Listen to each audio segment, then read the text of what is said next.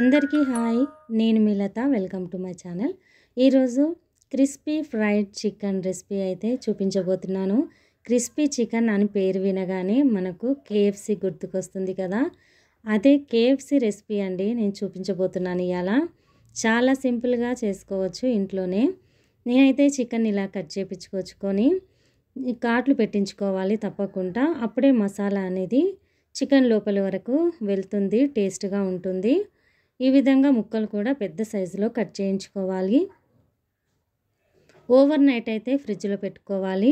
Over night పెట్టుకున్న తర్వాత ఉప్పు, ధనియాల పొడి, కొద్దిగా పసుపు, పెప్పరు, కారము ఇవన్నీ కూడా వేసుకోవాలి. ఎక్కువగా టైం లేని వాళ్ళు ఒక 2 అవర్స్ అన్నా ఫ్రిడ్జ్లో పెట్టుకోవాలి. అప్పుడే క్రిస్పీ చికెన్ అయితే మనకు రెడీగా అవుతుంది. ఈ విధంగా మసాలాలన్నీ వేసుకోవాలి. అల్లం వెల్లుల్లి పేస్ట్ కూడా వేస్తూ ఉన్నాను. ఇప్పుడు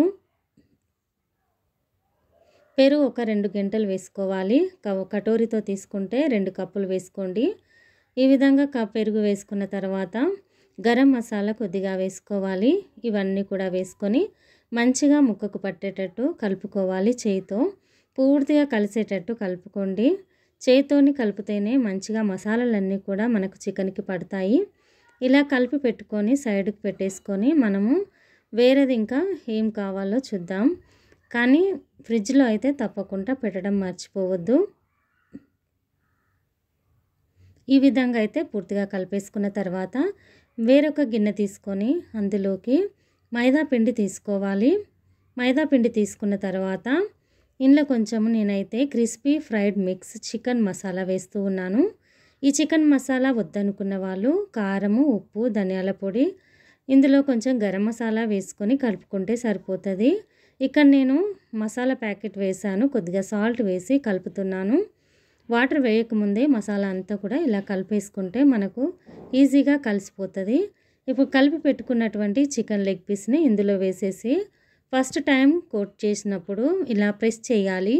ప్రెస్ చేయడం వల్ల లోపల ఉన్నటువంటి తేమ అంతా ఈ పిండికి పడుతుంది. లోపల ఉన్నటువంటి తేమ అంతా బయటకు వచ్చేస్తుంది. క్రిస్పీగా తయారవడానికి బాగుంటుంది. అందుకోసమని ఇలా గట్టిగా ప్రెస్ చేయాలి. తర్వాత ఒక గిన్నెలోకి నీళ్ళు తీసుకొని ఇది డిప్ చేసుకోవాలి. ఎక్కువసేపు ఉంచకూడదు. ఇలా పిండి అనేది పైనుంచి నానిపోతే సరిపోతుంది. ఒకసారి ఇలా పెట్టేసుకొని తీసేసుకోవాలి. తీసుకున్న తర్వాత మళ్ళీ సెకండ్ టైము ఆ పిండిలోనే పెట్టేయాలి. పెట్టేసి ఇప్పుడు ఆ ప్రెస్ అనేది అసలు చేయకూడదు. గట్టిగా అసలు ప్రెస్ చేయకుండా నార్మల్గా ఇలా పిండికి పోసుకుంటూ మనము పౌడర్ వేసేసుకొని దులిపేసుకోవాలి. ఇప్పుడు సెకండ్ టైం కూడా అలాగే చేస్తూ ఉన్నాను. అంతా కూడా పిండి అంతా వేసేసుకొని ఇలాగ కలుపుకున్న తర్వాత పైన ఉన్నదంతా మనం దులిపేసుకోవాలి. ఎక్స్ట్రా పిండి అనేది గిన్నెలోకి పడిపోతుంది ఇట్లా చేయడం వల్ల. ఇప్పుడు అన్నీ కూడా చేసేసుకోవాలి. ఇప్పుడు కడాయిలో ఆయిల్ వేసుకొని ఆయిల్ వేడైన తర్వాత ఒక్కొక్క పీస్గా వేసుకుంటూ ఫ్రై చేసుకోవాలి. మరి హైలో పెట్టుకోకుండా. లోపల చికెన్ అంతా కూడా మనకు ఫ్రై కావాలి కాబట్టి కొద్దిగా మీడియం ఫ్లేమ్లోనే పెట్టుకొని ఫ్రై చేసుకుంటే సరిపోతుంది.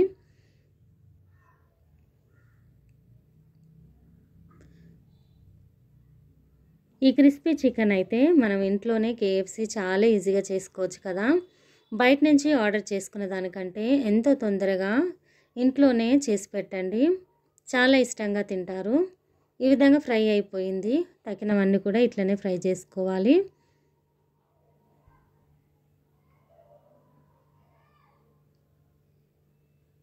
సూపర్గా ఉన్నాయి కదా.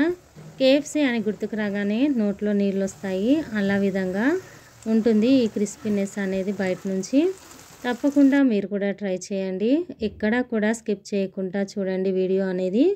ఎవరైతే ఫస్ట్ టైం చూస్తున్నారో నా వీడియోని తప్పకుండా సబ్స్క్రైబ్ చేయండి, లైక్ చేయండి, షేర్ చేయండి, కామెంట్ చేయండి.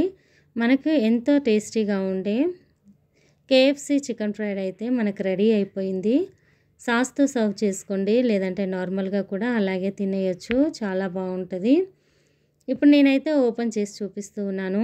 చెప్పిన విధంగా చూడండి. పైనంగా చాలా క్రిస్పీగా వచ్చింది, లోపల జ్యూసీగా వచ్చింది. చికెన్ అనేది మంచిగా ఉడికిపోయింది. అంతేనండి, చాలా సింపుల్గా రెడీ అయిపోయినటువంటి చికెన్ రెసిపీ అయితే మీకు నచ్చిందని అనుకుంటూ ఉన్నాను. తప్పకుండా ట్రై చేయండి. Thank you friends. Thank you for watching.